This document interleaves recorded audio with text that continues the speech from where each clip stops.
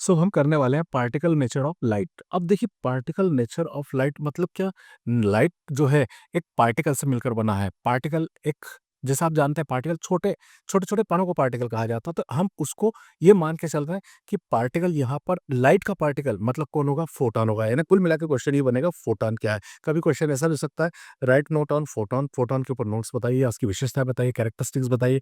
और particle nature of light बोलेंगे तो भी बात वही है कि कहीं फोटॉन के बारे में बात की जा रही होगी। तो फोटॉन क्या है, हमने अभी बताया कि photon is a discrete energy bundle. और उस एनर्जी बंडल की अपनी खुद की क्या होती है, एनर्जी होती है। और उन्हीं से मिलकर हमारा क्या होता है, लाइट बीम बना होता है। सो इन 1924 particle nature of light was confirmed.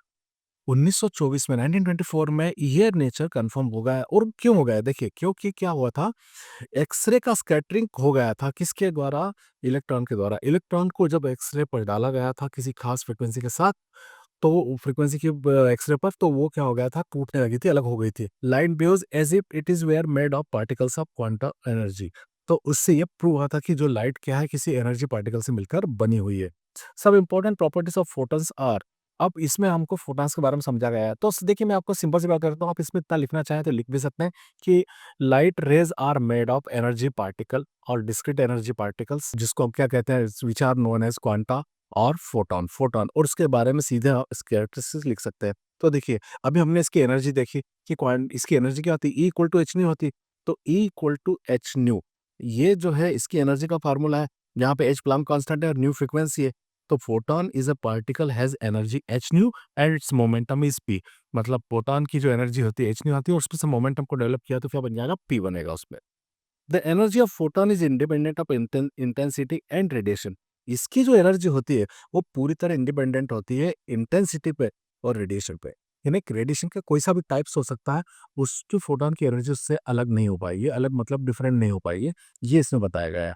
और खास बात ये कि फोटॉन की वेलोसिटी भी वही जो वेलोसिटी के बराबर होती है। फोटॉन की जो वेलोसिटी होती है वो उस लाइट की वेलोसिटी के इक्वली होती है, जिसमें वो प्रेजेंट है। मतलब ये बात समझ में आई कि लाइट वेव्स में, लाइट रेज में जो फोटॉन्स होते हैं उनकी वेलोसिटी लाइट की वेलोसिटी के इक्वल होती है।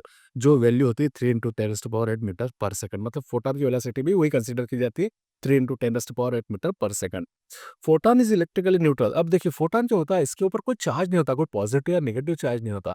अब पॉजिटिव नेगेटिव चार्ज नहीं होता तो इसे इलेक्ट्रिक फील्ड में भेजेंगे तो ये किसी भी मतलब प्लेट की ओर डाइवर्ट नहीं होगा। तो इस ये कहीं डिफ्लेक्शन नहीं होता इसका, जब ये इलेक्ट्रिकल फील्ड में से पास होता है। So photon is electrically neutral and not deflected in a magnetic field or electric field। और ये खास बात है कि इसमें मैग्नेटिक इफेक्ट भी नहीं होता, तो मैग्नेटिक फील्ड में भी डिफ्लेक्ट नहीं होता है और इलेक्ट्रिक फील्ड में भी डिफ्लेक्ट नहीं होता है। When they travel in different medium, their frequency remains same, but their speed and wavelength change। अब मीडियम चेंज हो जाएगा। मान लीजिए फोटॉन, फोटॉन क्या है, एक लाइट ही है। तो वो जब मीडियम चेंज होगा, हम सब जानते हैं कि एयर में जो स्पीड सबसे ज़्यादा होती है, फिर उसके बाद पानी में से कम हो जाती है, लास्ट में सबसे कम हो जाती है। मीडियम जितना डेंसर होता जाता है उसकी फ्रीक्वेंसी तो सेम बनी रहती है, लेकिन वेलोसिटी क्या हो जाती है, चेंज हो जाती है। तो यहाँ वही बात उस किस पे डिपेंड कर रही, तो फोटॉन पे भी डिपेंड करेगी। फोटॉन की जो है वेलोसिटी जो है वो चेंज हो जाएगी। कहाँ पे? जब मीडियम चेंज हो जाएगा, वेवलेंथ भी चेंज हो जाएगी, स्पीड भी चेंज हो जाएगा, वेवलेंथ भी चेंज हो जाएगा, वेलोसिटी भी चेंज हो जाएगी, लेकिन उसकी फ्रीक्वेंसी जो होगी वो सेम टू सेम बनी रहेगी। फ्रीक्वेंसी में कोई चेंज नहीं होगा यदि मीडियम चेंज हो भी गया तो। If photon collision total energy और total momentum are conserved in photon collision. जब फोटॉन ट्रेवल करते हैं, हो सकता है वो अपने पास आ जाए, एक दूसरे के पास आ जाए और टकरा गए। हो सकता है कि हमारे ब्रेन में आता है कि फोटॉन एक लाइन से चल रहा है, तो ऐसा तो होगा नहीं कि बिल्कुल एक डिसिप्लिन मैनर में चल रहे हैं जैसे मिलिट्री के पीपल्स चलते हैं। तो ऐसा तो होगा नहीं, वो एक साथ आते हैं। कई बार ऐसी हैपनिंग भी हो सकती है वो टकरा रहा है और उनके डायरेक्शन भी चेंज हो रही है। तो टकराने के बाद, टकराने से बाकी फैक्टर्स हो सकते हैं, लेकिन यहाँ पर उनकी एनर्जी और उनका मोमेंटम पूरी तरह से सेफ रहता है, कंजर्व रहता है, उसमें कोई चेंज नहीं आता है। The energy of photon is equal to H nu. ये तो हमने अभी पहले देख ही लिया कि इक्वल टू एच न्यू होता है। और न्यू की फार्मूला हमने लगा दिया सी अपॉन लेमड़ा, तो न्यू की प्लेस पे सी अपॉन लेमड़ा लिख देते हैं, तो E equal to S C upon lambda, ये इसकी एनर्जी का फार्मूला आ जाता है। अब देखें अपन आगे कि मास ऑफ फोटॉन क्या है, वो फोटॉन का मास जो है एक फार्मूले से दिया जाता है। वो देखिए ये फोटॉन का मास फार्मूला कि mass of photon is given by m equal to m0 upon under root 1 minus V square upon C square.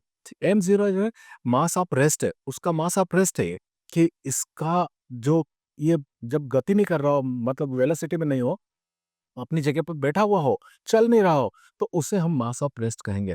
और वेलोसिटी, वेलोसिटी क्या है? वेलोसिटी को v से रिप्रेजेंट किया गया और c को वेलोसिटी ऑफ लाइट कहा गया है। ध्यान देना, वेलोसिटी ऑफ लाइट c है और हमने इसे कंसीडर की है v, जो सिंपल वेलोसिटी है। अब यहाँ हम एक बात देखते हैं कि हमने तो ये सीख रखा है। ये देखिए, हम समझ लेते हैं इस चीज को। वी नो, अब हमने क्या देखा कि velocity of photon is velocity of light, क्योंकि हमने पढ़ा कि वेलोसिटी ऑफ फोटॉन लाइट की वेलोसिटी के इक्वल होता है। ये इसकी कैरेक्टरिस्टिक पढ़ा, जिसकी वैल्यू 3 × 10⁸ मीटर पर सेकंड होती है। तो यहाँ पर हम v की वैल्यू c रख देते हैं। तो देखिए, इस फार्मूले में यदि v की वैल्यू मैं c रखूंगा, देखिए m is equal to m0 upon under root 1 minus v की प्लेस पर मैंने c रख दिया, तो C square upon C square. अब ये आप जानते हैं कि सी स्क्वायर से सी स्क्वायर क्या होगा, कैंसिल हो जाएगा। तो यहाँ m equal to m0 upon under root 1 minus 1, क्योंकि ये c0, तो सी स्क्वायर से सी स्क्वायर कैंसिल हो 1 टाइम, तो 1 हो गया। अब यहाँ आप देख पा रहे हैं कि 1 माइनस 1 तो कहा जाएगा, 0 हो जाएगा। यानी डेफिनेटली हम स्टेप को ऐसा बनाए कि m is equal to m0 upon 0, cross multiply करें यदि हम, सो m0 का 1 में इंटू किया तो m0, और m का जो होगा, इस m का क्रॉस मल्टीप्लिकेशन 0 में हो गया, तो वो क्या हो गया, 0 हो गया। तो यहाँ हमको क्या मिलता है, 0 मिलता है। अब इस चीज को हम समझने की कोशिश करें कि क्या कह रहा है, ये पॉइंट क्या कह रहा है। अब ये कह रहा है हमको कि rest mass of photon is 0। Question ऐसा भी बन सकता है, कैरेक्टरिस्टिक्स में पॉइंट है, लेकिन क्वेश्चन ऐसा बन सकता है कि नहीं, कि prove rest mass of photon is 0, कि फोटोन का रेस्ट मास 0 होता है। मतलब रेस्ट मास 0 होता है, ऐसा मतलब क्या, कि फोटोन कभी रेस्ट में नहीं रहता, एक जगह बैठा नहीं रहता, एक जगह टिका नहीं रहता। वो हमेशा क्या होता है, वो तभी फोटोन कहलाएगा जब वो मूवमेंट कर रहा हो। तो यहाँ पे photon can't exist at rest, इससे मतलब ये हुआ कि फोटोन कभी भी एग्जिस्ट नहीं करेगा रेस्ट में, मतलब वो कभी रुका हुआ नहीं रहेगा, हमेशा लाइट के साथ ही उसका मोमेंटम चलता रहेगा, मूवमेंट चलता रहेगा, और वो मोमेंट चलता रहेगा, उसके अंदर वेलोसिटी आएगी, और वो तभी फोटॉन कहलाएगा जब वो चल रहा होगा। यानी ये बड़ा अच्छा पॉइंट है, यहाँ क्वेश्चन की पॉसिबिलिटी है कि कोई क्वेश्चन आपका बोर्ड एग्जाम में बन जाए। तो आई थिंक आपको सारे कैरेक्टर्स से अच्छे समझ में आ गए होंगे कि कैरेक्टरिस्टिक्स कौन कौन से थे फोटॉन के। फोटॉन के कैरेक्टरिस्टिक्स बहुत सिंपल है, पर याद रखिए, क्योंकि ये कभी इस क्वेश्चन को इस तरीके से पूछ ले कि पार्टिकल नेचर ऑफ लाइट, तो हमें समझ में आना चाहिए क्या पूछा है। तो यहाँ फोटॉन के बारे में सारे पॉइंट्स मैंने मेंशन कर दिए हैं डियर, और खास करके ये वाला एक अलग सा क्वेश्चन मुझे लगता है पॉसिबल हो सकता है, छोटा सा क्वेश्चन आपके लिए बेहतर भी है समझने के लिए, तो ये आप अच्छे से कर लीजिएगा।